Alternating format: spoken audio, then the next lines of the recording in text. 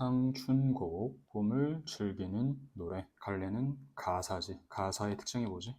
첫 번째 사음보, 두 번째 무제한, 연속체. 그러니까 시조가 길어진 버전이라고 보면 돼. 사음보가 제한이 없이 길어졌다. 그렇기 때문에 운율이 있다는 측면에선 서정갈래이면서 이렇게 제한이 없이 길어졌다라는 측면에선 교술갈래, 서정갈래와 교술갈래의 혼합 이렇게 볼 수 있다. 가사라는 갈래 꼭 기억해두자. 홍진에 묻힌 분내 인해생에 어떠한고. 홍진, 속세를 의미하겠지. 즉 속세에서 살고 있는 분들아 라고 부른 거야. 그러니까 말을 건네는 방식. 내 화자 등장했지. 내 생애, 내 삶의 모습이 어때?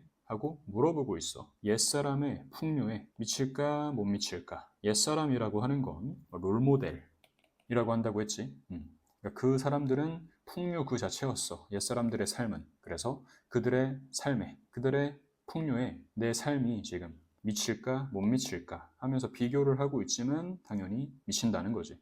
당연히 그와 견줄만 하다는 거지. 즉 서리법이 되고, 고전시가에서 서리법, 대꾸법, 의인법, 영탄법, 얘네들은 앵간하면 나오는 웬만하면 패시브라고 했다. 기본 장착돼 있다. 천지간 남자 몸이 날만하니 하건만은 하다. 많다란 뜻이지. 그러니까 이 세상에 나 같은 사람이 많겠지만은 살림에 묻혀 있어. 지락을 모르겠냐. 내가 이 자연, 살림에 묻혀서 산다고 한들 이 지극한 즐거움을 모르겠는가. 안다란 뜻이겠지. 수간모옥을 벽계수 앞에 두고 송죽 우롤리에 풍월주인 되어셔라. 내가 네모라고 한 애들은 다 자연, 긍정적인 걸 의미한다고 보면 돼. 이 작품에서. 반대로 세모는 속세, 자연과 대비되는 공간을 의미하겠지.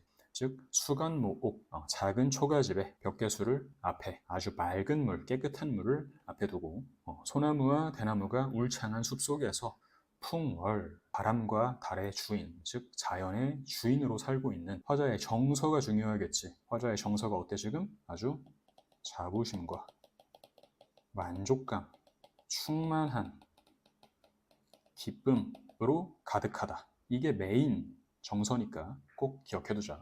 엊그제 겨울 지나 새봄이 돌아오니. 처음부터 끝까지 메인 배경은 봄이다. 봄을 즐거워하는 노래잖아. 도화행화는 석양리에 피어있고 녹양방초는 새우 중에 푸르도다. 도화행화 뭐였어? 복숭아꽃, 살구꽃, 봄에 피는 흰색꽃, 석양이 피어있는 장면을 생각해봐. 흐드러지게 너무나 아름답겠지. 또 녹양방초도 풀잎들과 생명력이 가득하게 느껴지는 그런 나뭇잎들이 봄비가 오는 그 장면 속에서 푸릇푸릇한 생명력이 넘치고 가득한 그런 모습이겠지. 아주 아름다워. 그래서 이 장면이 칼로 조각을 한 걸까? 붓으로 그려낸 걸까? 이 세상을 만든 이 조물주의 신비로운 공력이, 이 솜씨가 모든 자연물마다 정말 대단하다, 야단스럽다, 훌륭하다 이런 뜻이야. 또 여기도 아주 빈출되는 부분이지. 수풀에 우는 새는 봄 기운을 못 이겨서 소리마다 아주 교태를 부린다. 아양을 떨고 즐거워한다는 뜻이야. 근데 새가 막 즐거워할 수 있어? 새는 그냥 울 뿐이지. 지금 즐거운 거 누구야? 지금 봄 기운을 못 이겨서 즐거운 거 화자 자신이지. 즉 이 새는 화자의 정서와 일치하는 자연물, 다른 말로 객관적 상관물. 근데 화자의 정서와 유사하기 때문에 자연스럽게 뭐가 이루어진다? 감정이입이 이루어진다. 네, 객관적 상관물 강의 참고하면 되고. 물아 일체언이, 흥이 다르게 있냐? 누구랑? 이 새랑. 이 자연물과 내가 하나다. 그러니까 둘이 느끼는 흥겨움이 서로 다르게 있냐? 시비에 걸어보고 정자에 앉아보니.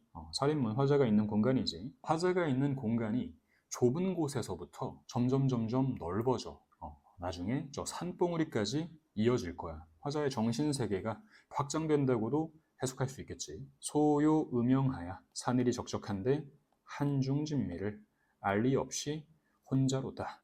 소요 음영, 노는 거야. 아주 잔잔하게 여유롭게 산책하는 듯한 느낌이 느껴지지. 그래서 이 여유 속에서 느껴지는 한가함에서 느껴지는 진정한 참맛을 아는 사람이 알이가 없이 혼자다. 화자는 지금 혼자다. 이렇게 화자가 단수인지 복수인지에 따라서 문제화가 생각보다 많이 된다. 왜? 이것도 감상이니까 이 장면을 구체적으로 상상할 수 있는가? 그 능력을 물어보고자 하는 거야. 이봐 이웃들아 말 건네지. 산수 구경 가자. 이렇게 청유하고 있어.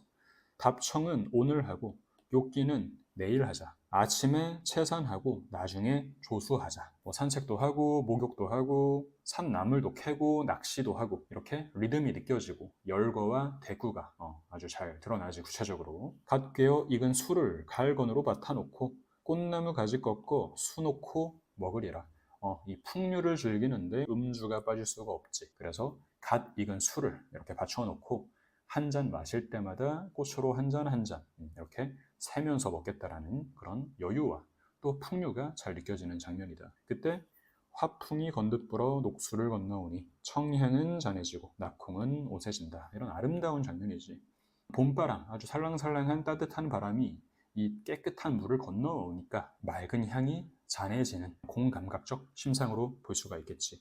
후각의 시각화라고 볼 수가 있겠고 이 부분이 낙홍, 떨어지는 이 붉은 꽃잎은 이제 옷에 씌는 자연과 화자가 동화되어가는 그런 아름다운 모습이다. 준중이 비었거든 날더려 알웨어라. 주는 술 항아리야. 술 항아리, 술 떨어졌으면 나한테 알려줘. 소동 아이더러. 주가에 술을 물어. 나를 보조하는 뭐 이런 비서 같은 친구가 있겠지. 얘한테 심부름 시켜가지고 술집에서 술을 더 가져오라고 하고 어른 화자지? 나는 막대를 짚고 아이는 술을 메고 이런 장유유서 하는 모습도 잘 드러나고 미음 완보하여 시냇가에 혼자 앉아 명사 좋은 물에 잔시어 부어들고 청류를 굽어보니 떠오느니 도하이로다 무릉이 가깝도다 저 매이 긴 거인고 또 이제 천천히 걸어가지고 이제 시냇가라고 하는 화자의 공간이겠지. 시냇가에 혼자 앉아 있는 거고 깨끗한 이런 모래에 조흔이라는 건 이때 당시에 깨끗하다 라는 뜻이었지. 깨끗한 물에 잔을 씻고 흘러오는 물을 보니까 떠내려오는 게 뭐야? 도화, 복숭아꽃이 떠내려오고 있는데 그 복숭아꽃을 보고 뭘 떠올려? 무릉도원이라고 하는 이상향.